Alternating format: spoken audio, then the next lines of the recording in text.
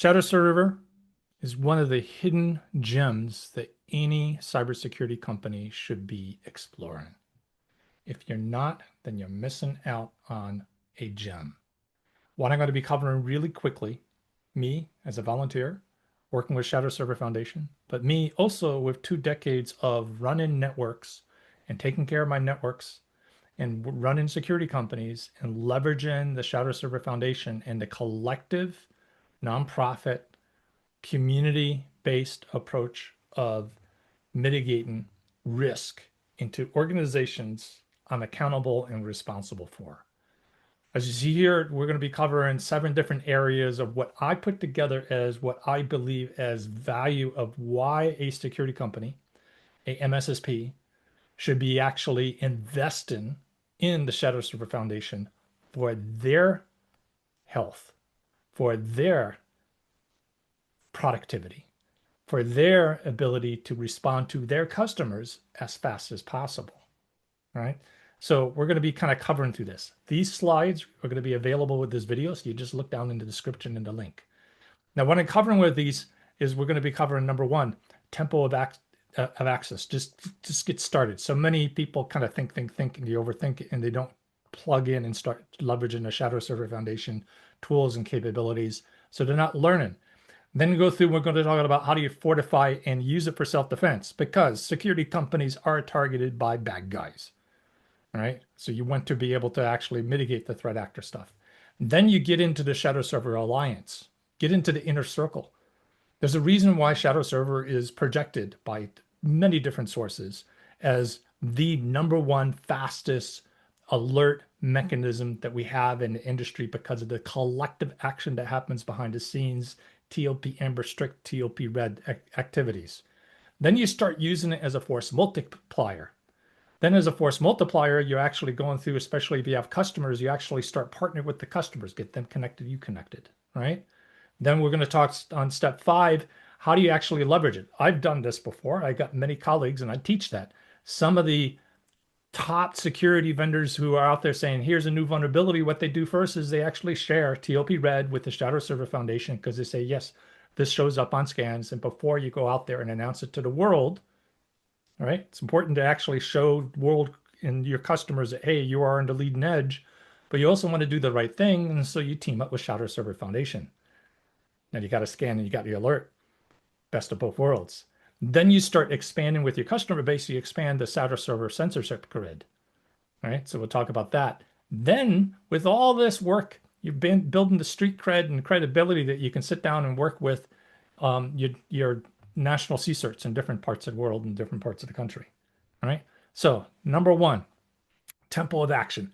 The first thing that you guys want to do on this right here is you want to go to Shadowserver's public alias, and you're going to go to the social media feeds, and you need to sign up for them. Again, one of the most valuable cybersecurity email list you can be part of is Shadowserver's public mailing list. It was originally designed as a conversation tool, but what's evolved into is the alert mechanism. The alert mechanism. So all of a sudden you'll see out there on the public alias sent to all the constituents, 10,000 plus constituents and anybody else who signed up and all the different CSIRTs, you go like, alert, we have a brand new scan from a vulnerability that was released yesterday. Or you'll have alert, we have a brand new scan and it was just released 2 minutes ago. Here's how you can go out there and get the report to find out who's at risk, either on your network, on your customer's network. Speed, right? What's it take? Sign up to a mailing list, sign up to the public mailing list.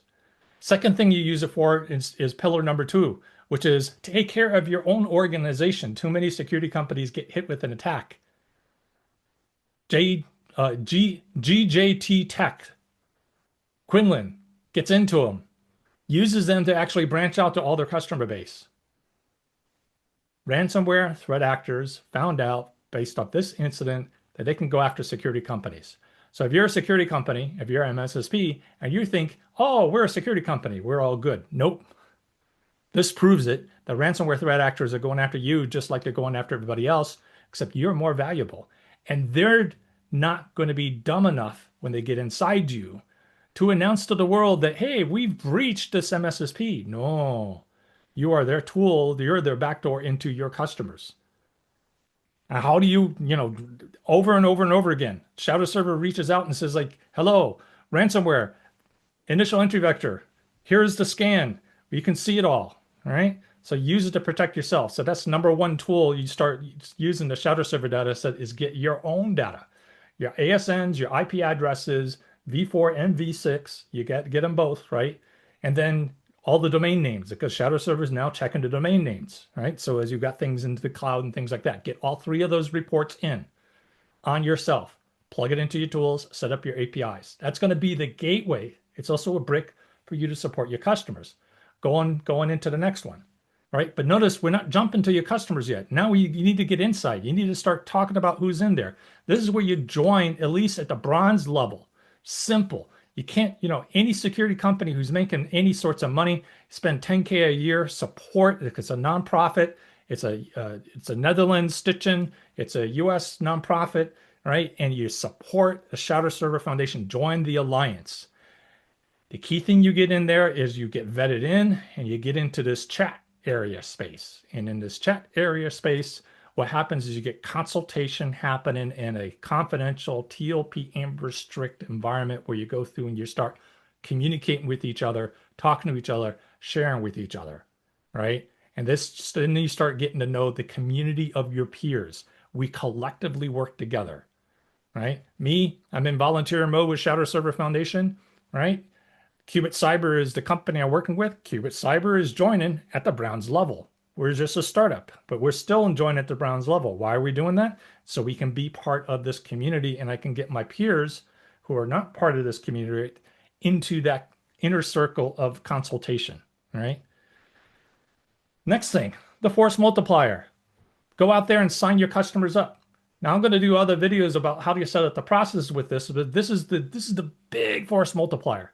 Because you go up there and you say to a, Shadowserver, and there'll be other presentations I do out there to talk about, here's the data responsibility that Shadowserver has. It's very strict. It's been working. It's been working for over 20 years, this particular methodology. But with this methodology, what happens with it is you as an MSSP, oh, I signed up a Shadowserver. I'm going to get all the data. No, that's not how it works. The data belongs to the organization. Shadowserver only shares that with that organization. So if you're organization A, organization B does not get your data set. Now, you could be the MSSP. You have a customer. Customer is A. All right. You can go to customer A and say, hey, can you grant us access to your data set? Because you have a customer relationship, this is what the MSSP program is with Shadowserver. And you go out there and then they grant you access. So now multiply that. Now you have customers A through Z. A through Z. All right. That's okay. Each one of them are providing you, and you got an API to each A through Z. So yeah, you got 26 APIs coming in. That's something we can manage. We can manage APIs. We know how to do that sort of scaling. Each one of them's out there, and it's a force multiplier because you start adding up the visibility to your customer base. All right. And you don't have to do attack surface scanning on it. And if you need another attack surface, go back to pillars 3. You go into the community and say, hey, in my particular customer base, here's a particular vulnerability we need to scan for. Hey, Shadowserver, here's the details of it. Can we actually add this to the scan list? That's pillar 3, right? Where we go in part of that community. That's what this is all about. That's why we're following this sequence. Get the alert, protect your organization, get into consultation mode. Then when you get in pillar 4 here, and you suddenly see risk in your customer base, and you start adding them into your system, then you got that consultation part.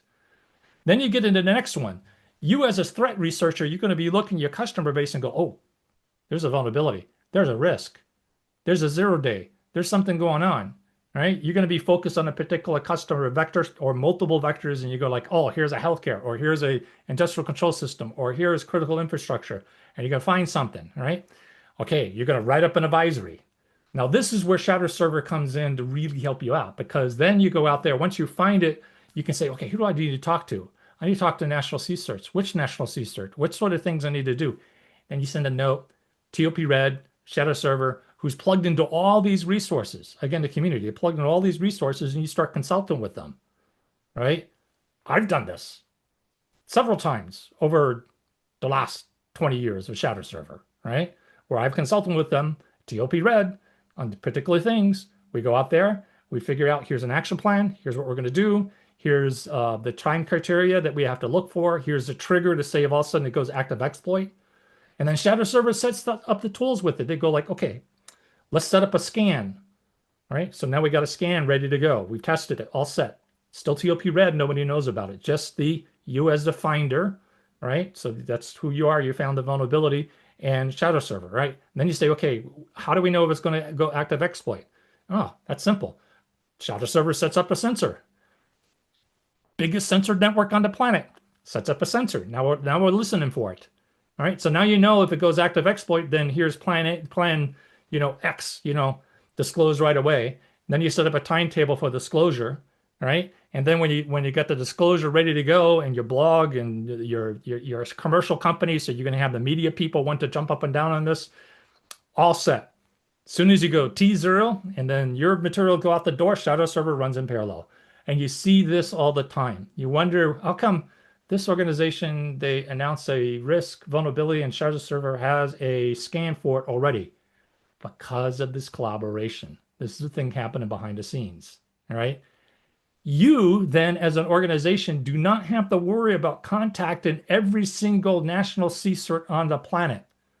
Shadow Server does it. Boom. Because in the alert, Shadow Server alert, they're going to put the references to your material, your advisory, your details. Oh my goodness. Tell that to the marketing people. Free global advertisement. Hello, you're starting to see why joining the alliance and why doing this stuff is starting to make sense. And we're only at pillar 5. Let's go to pillar 6. Expand the sensor grid. Scans, the sensors, we can do another video on this to explain the Shadow Server honeypot system because it's a little bit different. It's rethought. Some of the Dave Watson, Piotr, several people, Dave DaCosta, these are all people inside Shadow Server who's been doing this for decades. They got a lot of experience. And so it's a very up-to-date modified system of how to actually do a global sensor system that is designed to kind of keep an eye out on what's being targeted. All right. There are other honeypot systems and honeynet systems that is you're trying to go out there and get like PCAPs and things like that. That's not the optimized system that Shadow Server has. Shadow Server is more like detect, here's what's going on at the known exploit vulnerability. That's why Shadow Server is always at the top of the list. Some people say even best in the industry because its sensor system is geared for who is actually being hit with vulnerabilities out there, right? And then finally, the last one, as you do all this, you start gaining trust, right? And one of the things that I know me and a volunteer stuff, I go out there with first and other communities, I talk to national CSIRTs, you need to partner with your MSSPs. Now, this is where the Shadow Server Alliance is a bridge to build that trust to different former organizations, all right? Because you're just a commercial security company. Who are you, right? But if all of a sudden the national CSIRT in a country you're at, state CSIRT, or whoever government organization, they go like, oh, you're part of the Shadow Server Alliance, you're working with Shadow Server, you're collaborating with them, you're working with the first community. Oh yeah, let's do more partnership.